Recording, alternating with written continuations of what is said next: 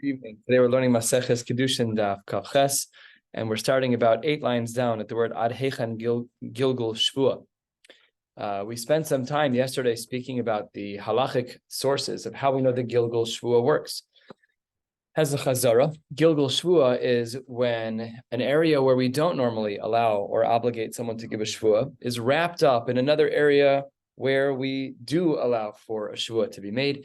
And the Gemara now says on Kav Ches Amud Aleph, about 8 lines down, Ad Heichan Gilgul Shvua.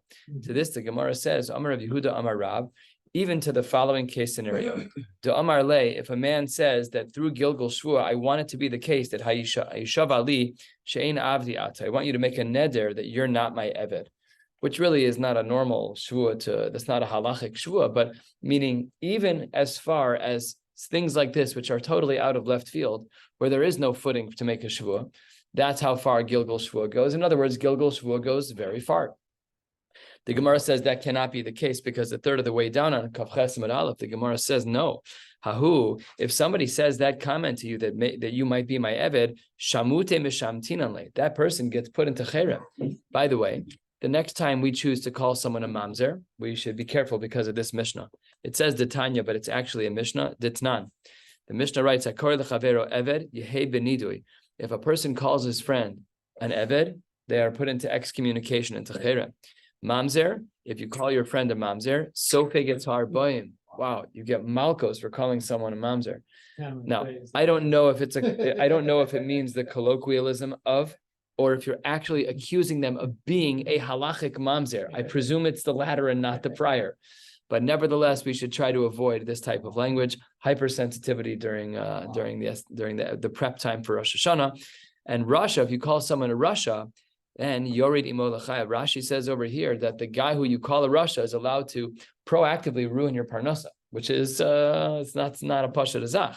That's what Rashi says 4 lines into the wide lines. Dibur Hamaschel Rasha Yored Imo L'chayav Klomar Lezu Ein Bezdin Iskakin Aval Hu Muter Lesanoso V'af Lemait Parnasaso Uliyered Leumnaso. He's even allowed to interfere with his parnasa and to become a competitor of his. That's incredible. That competitor if he's a Rasha.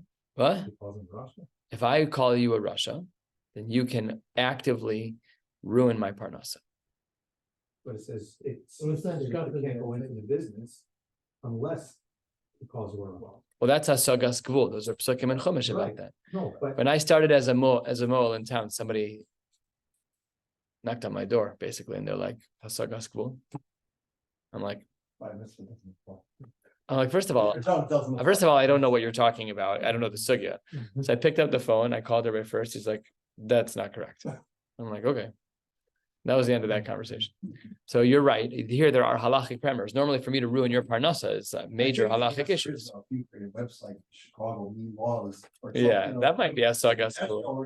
Just becoming mall isn't, No, right. No, of course. I don't even know that we have enough mu'alim in Chicago right now. No, I'm not saying that, but If you want to get in, I'll train you. I might charge you $45,000 to $50,000 to get trained. But I noticed that Shalom has more gray hair than I do, and that's Yeah. a piece of shot. Yeah.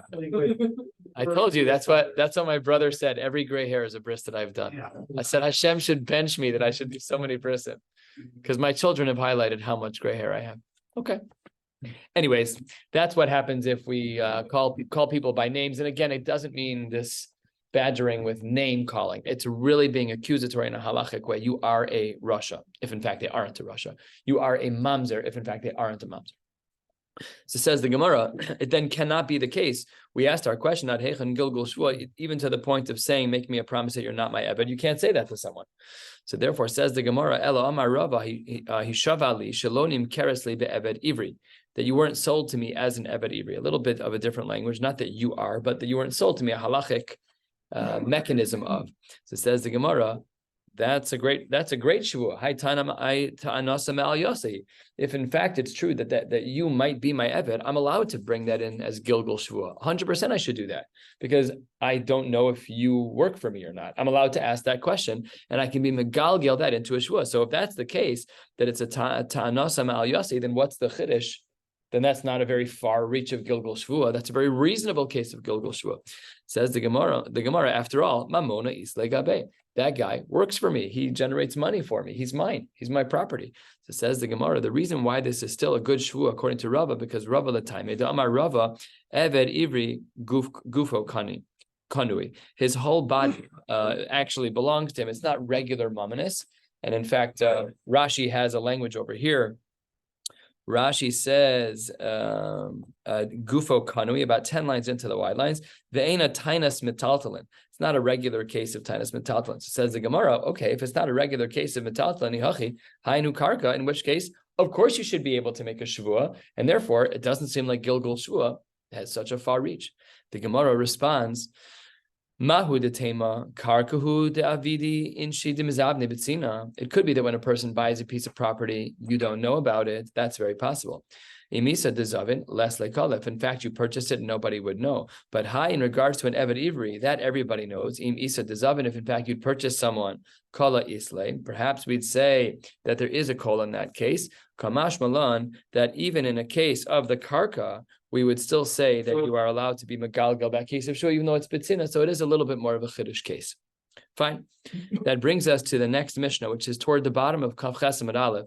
Here we're going to be discussing the halachic aspects of chalipin. We've mentioned them a number of times. Chalipin is also known as a kinyan sudar, the kinyan of a handkerchief, which was typically what was used. Nowadays, we often use a pen or pretty much anything else. And here the Mishnah is going to start with a complex case. What if you do chalipin with a coin? You're not purchasing anything, but you take a quarter out of your pocket and you say to the chassan, if you're the Masada Kiddushin, raise up this quarter. It's a little bit, it's confusing. Is it money for kinyan, or is it being used as part of the kinyan chalipin, this replacement ceremony, in order to make a kinyan? So it says the Gemara, Kol anasa damin be'acher, whenever you use money for chalipin, kevan shezocha zen yischayev ze b'chalifa. Once the person picks up the coin, then he earns whatever was the chalipin of that item. So let's say I'm giving you a cow b'chalipin. So if I give you a quarter, you pick up that quarter, then instantly the cow becomes the other person's cow. Ketzad. The Gemara says Ketzad, and the Ketzad doesn't really fit well with the ratio. We'll see this in the Gemara. Hichlif shor bepara, ochamor b'shor. Let's say you and I are trading animals. Once the kinyan works, once the kinyan sudar works, so then if I'm going to keep the shor and you're going to get the para, or I'm going to get the chamor and you're going to get the shor, the transaction is finalized on the spot. Okay, we'll analyze this in a minute. Says the Gemara, Chalipin in our Mishnah, what was the case of Chalipin? It seems to be that it was matbeya. That's a very big problem. Now, we won't know yet that this is a problem because we haven't learned Maseches Bava Metzia. But the Gemara says, Shema no, what's implied from our Mishnah, if we say that we're talking about a matbeya, is matbeya naaseh chalipin, that a coin can be used for a chalipin. That was what we implied in our Mishnah. But if you look at Rashi, 4 lines before the bottom of the page, it says Shema no v'chulei. V'onan kaimlan beperak hazahav, we learn in Perak Bava, in that Perak in Bava Metzia, to ein matbeya naaseh chalipin. So we have a stira, seemingly, in the question, in the Havimim of our Gemara, there's an implication of our Mishnah that a coin can be used for chalipin, yet the Gemara in Bava Metzia says that no, it can't. So which one is it? So says the Gemara, 2 lines from the bottom on Kaf Ches Amud Aleph, Amar Rav Yehuda Hachik Amar. It's not really that you're doing it with money. It's called Hanishum Damin Ba'achar. Whenever there's a financial equation between 2 things during this moment, then top of Kaf Ches Amud Beis, Kevan Shezachah Zen Yischayv B'chalipin. In other words, if I have to make a comparison of price, then I'm buying your donkey and we're trading it for my cow. So we're going to make sure that they're shaveh b'shaveh. I'm going to look at the black market for how much cows cost. You're going to look at the black market for how much these things, whatever. We're going to make a real comparison. My 2 younger children tonight were bartering a $5 bill for about a golf ball size worth of slime. Okay? This was the bartering that was happening at my dining room table this afternoon. And my son, who's 5, bless his heart, thought that the slime was worth $5. I'm like, we got to talk. This is not acceptable. My daughter, who is 9, loved this deal. She took the $5 bill, was running around the house like a happy kid. So I called sour apples and sour grapes. What? There's no community at all. It all belongs to me. That's the truth. Oh, you're right. But I didn't care. Yeah, seriously. But just for chinuch purposes, I wasn't acceptable. So I made my daughter give back the $5 bill, and then my son gave back the 5. So let's say over here in our Mishnah, that's what we're talking about. When we're making a measure, if you're going to get the donkey and I'm going to get the cow, because we're going to be doing things b'dam damim, that's what our Mishnah is talking about. It's not a kinyan with a matbeya. It's when we're dealing with damim, and says the Gemara, dekanami, I can prove it to you. Says the Gemara, dekatani, what did we say in our Mishnah? Ketzad, what was the example of our Mishnah? Of hichlich shor bepara o chomer b'shor. Shma mina. What did we not see over here? We didn't see, I'm picking up a coin and you get the cow. We're switching a cow for a donkey. So it's not me picking up a coin and you get one item out of the deal. We're literally trading. And that makes much more sense with this answer of our Mishnah is not talking about where you do chalipin with a coin, but rather you're doing chalipin between two things where we're trying to figure out the damim, the financial value of each of them. And that is why we don't have a problem with the Gemara and Bava Metzia. The Gemara and Bava Metzia taught us that you can't do chalipin with a coin. Over here, we're saying that's correct. You cannot do chalipin with a coin. We're masking. When the Mishnah says damim, it was talking about the damim of each animal that we were weighing them, we were evaluating them, whatever the case may be. So says the Gemara, okay, that which we initially thought, that we were doing chalipin with a coin, de matbeya nase chalipin, my ketzad. According to the Havamina of the Gemara, and the Gemara embraced this Havamina because we said chalipin ma'inihu matbeya. But then what was the ketzad? The ketzad only makes sense when you're trading a shor and a chamor, not when you're doing chalipin over here with a coin to give you an animal. It has to be two animals are being traded. So how did they then understand the Mishnah? So it says the Gemara, my ketzad. The Gemara says on Kav Chesamid Beis, 4 lines down, and we'll be going to the Mishnah on the top of Chav Tesamid Al. The Gemara says, my ketzad, Peros nami avde chalipin. Over here, the Gemara is saying that what we meant by matbeya was not a coin by itself. It just means things that are non-kalim, fruits. You're allowed to do chalipin on things that are non-kalim. A kinyan sudar is with something that has a function. It has a use to it. Peros don't have a function in regards to, I mean, you can eat them, but they don't otherwise have a function. And says the Gemara, that's what is meant over here, to broaden what can be used for a chalipin, not just kalim, but even peros and even other things. Ketzad. What then is the ketzad? Hechlif b'shor, hechlif basar shor b'para, o basar chamor b'shor. Over here, what we're saying is that we can use animal parts. I can sell you a shoulder roast for a donkey animal, whatever. I can do that. That's all considered acceptable. So says the Gemara, that's a cute answer. It kind of works a little bit, but not for everybody. Hanicha, I can understand your answer for the Havamina. Remember, our Havamina was that our Mishnah was talking about a coin being used for chalipin. And we said that the Havamina was that it meant to broaden what chalipin can be used for, not just a kli, but even peros. Says the Gemara, Hanicha l'Rav Sheshes to Amar peros avde chalipin, that you can use fruit, namely that you can use non-kalim for chalipin. According to Rav Nachman, who says that peros are not avdei chalipin, we're back to our question of what in the world was the havamin of our Gemara that it ever could have been peros, that it ever could have been a matbeya. It says the Gemara, hachi kamar, yesh damim shehein kechalipin. There are times that monies function as chalipin. How so? Ketzad. And really, this is the right way to this would be what the havamin of our Mishnah would have been.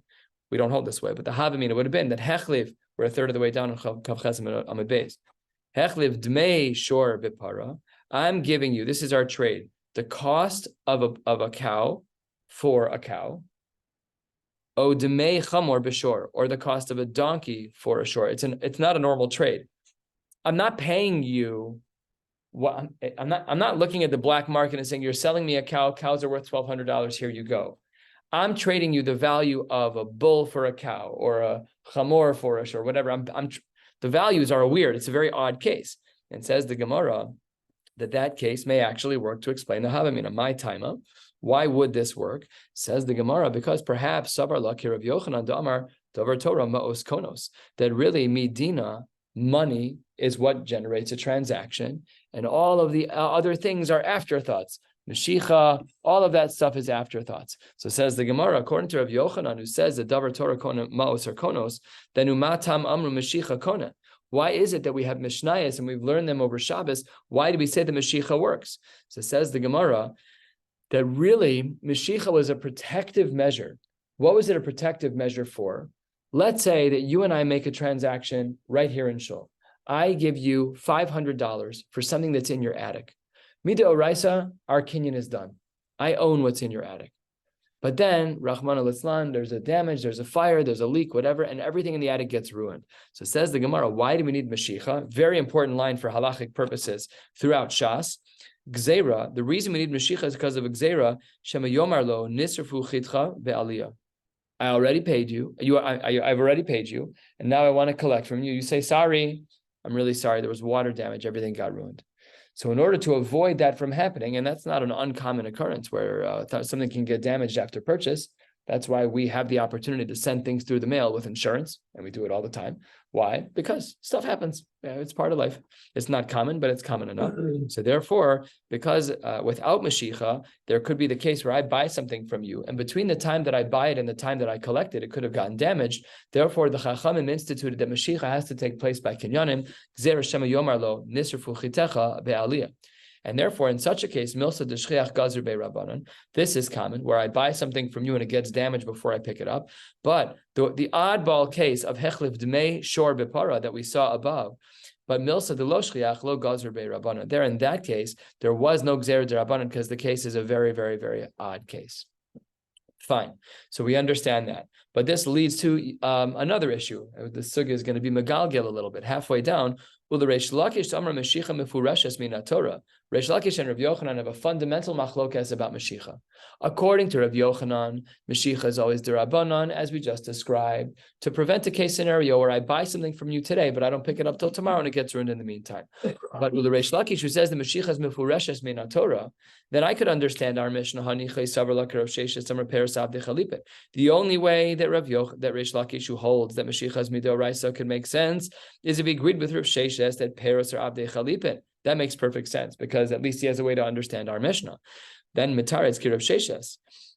He could answer our question about what the havamin of our Gemara was by saying like Rav Sheshes. But according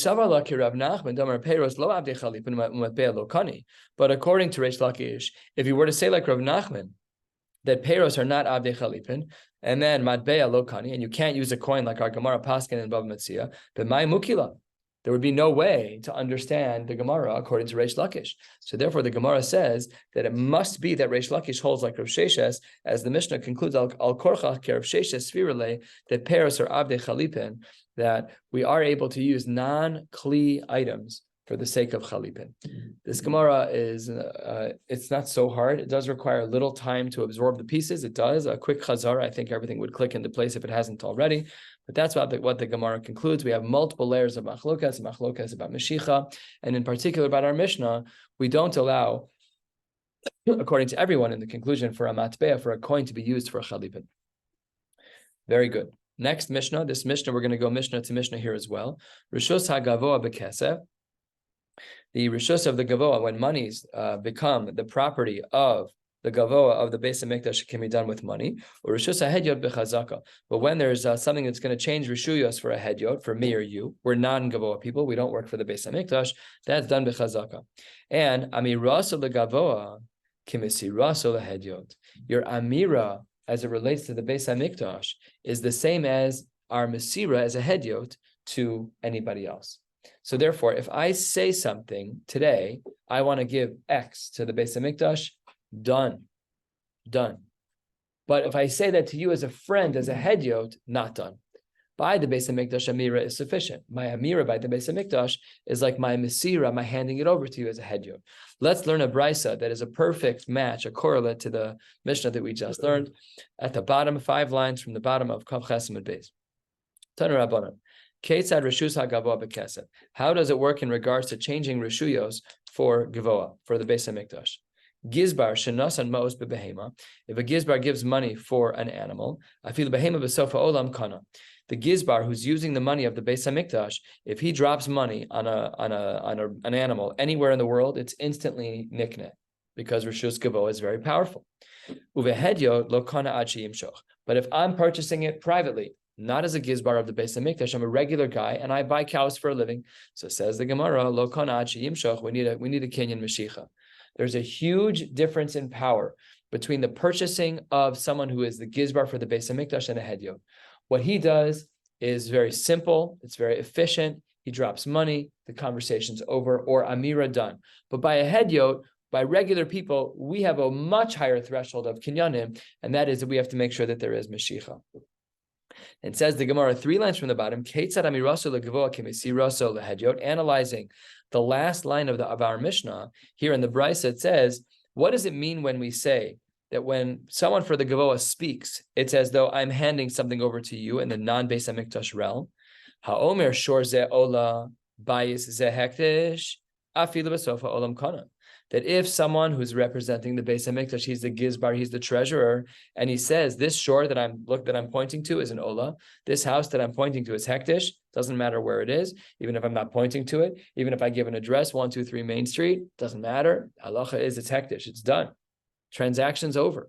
However, behediot, lo kana, turning to the top of Chav Tes Amud Aleph, ad sheyimshoch ve'yachzik. Why the double language of yimshoch ve'yachzik? I understand yimshoch, and I understand yachzik for different things. That's what Rashi highlights. Ad sheyimshoch if we're talking about a shore, and ad sheyachzik when we're talking about a bayis. He doesn't mean that we have a double need for kinyan. He's just parsing out Rashi. It's just highlighting what the Gemara means, that it depends what we're being koneh. By a shore, we're koneh a shore b'meshicha, and we're koneh a bayis b'chazaka. Now let's talk about some changes in the market. The Gemara says on the top of Chav Tes Amud Aleph, mashchu b'mana. Let's say that I wanted to buy something from the Beis HaMikdash, and its cost was a mana. I agreed to pay that much. V'lo hispik liftoso. I didn't get to pay yet. Ad she'amad b'masayim. So I'm bartering with the gizbar, whatever the case may be. I want to buy something, and I say I want to pay 200. And then before I get to pay, the market doubles. Says the Gemara, the halacha is no saying masayim. You have to give the new amount. Why? My time, because you haven't given the money yet. Only once you give the money is the amount locked in. So sometimes we have these opportunities with locking in rates. Sometimes that's not the case here, not with the Beis HaMikdash. Until money changes hands, the market wins. Mashchu b'masayim, if I was planning on getting something for 200, and below hispik lifdoso ad she'amad b'mana, and then the price was then cut in half, the exact opposite case, no saying masayim. Here too, you have to give 200. Why? The house always wins. My taima lo yehi koach hedyot chamor mehektish. It's not reasonable for the market to be in the benefit against the house. We don't ever let the Beis HaMikdash lose, and therefore, because our conversation started at the 200 level, even if the market dropped to 100, I still have to pay the 200. What if pida'o b'masayim? What if I already paid 200, and then below hispik lamoshcho, I didn't end up doing mashicha yet? Ad she'amad b'mana. So now we're really getting close here. This is within the camp of Rav Yochanan, who says that Mashiach is only a gzera. So let's say I give $200 for an item, but before I do Mashiach on the item, the price cuts in half. The halacha is no sein masayim. You have to give more money, but it doesn't mean you have to give more money. It just means your 200 stays. It means you don't get any money back. You paid 200, and then the market dropped, and then you were about to do Mashiach, you're like, hey, wait, the market dropped. Like, yeah, your money's in the bank already, buddy. You're not getting any money back. Your 200 stays. Is that count as your tzedakah money, or is that? No, it's just you're just purchasing something. It's not tzedakah money. This is not giving money. You're bartering. You're buying things here. So it's these are goods and services. Like with school, right? Like a certain amount is for. That's a shiur and poskim. That's true, but that's not this. This is me just buying something. Oh, you're saying, oh no. Because of the differential and no. Now I hear what you're saying. I misunderstood the first time. You're asking that if I paid you 200 5 minutes ago, the market just dropped and really it's 100 on it right now, but I haven't done Mashiach yet. Mm-hmm. So we say you don't get any money back. So you're asking is the extra 100 meiser. Right. So no, because the reason why you don't get any money back is because the transaction already happened and the market value at that time was the gorem. The fact that it's lower now to just the way the world turns. You know, you drive a car off the lot and you want to sell it. Okay, you lost $15,000. Just what it is. Just whatever. Yeah, whatever the case may be. Yeah. And what about the reverse? 8 lines down. Pida'o b'mana. Let's say that I already paid 100, and then v'lo hispik lamoshcho ad she'amad b'masayim. And then between the time I dropped $100 and the time I did my mashicha, it went up to 100.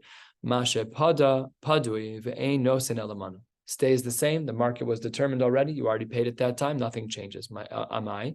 Why is this? Here too, we should be able to say that the koach hedyot is not more chamor mehektish. We have to make sure that whatever happened at that moment was correct. And says the Gemara, atu hedyot la b'misha parakoi. In regards to a hedyot, we should also be concerned about the curse of misha para. The curse of Misha Para is basically you have to make sure that when you say that you're going to sell something at a certain price point, that you stay that way. And if Hektish said, I'm selling it at 100, and Yutaka paid at 100, the Beis HaMikdash cannot then go, oh, you got a chapar, you got even. No, that's not right. That's not Yashar. That's not Erlich, and we don't do that. So we'll stop right here tomorrow night, Emir Tashem Daf Chav Tes, with a new Mishnah. Wishing you all a beautiful night.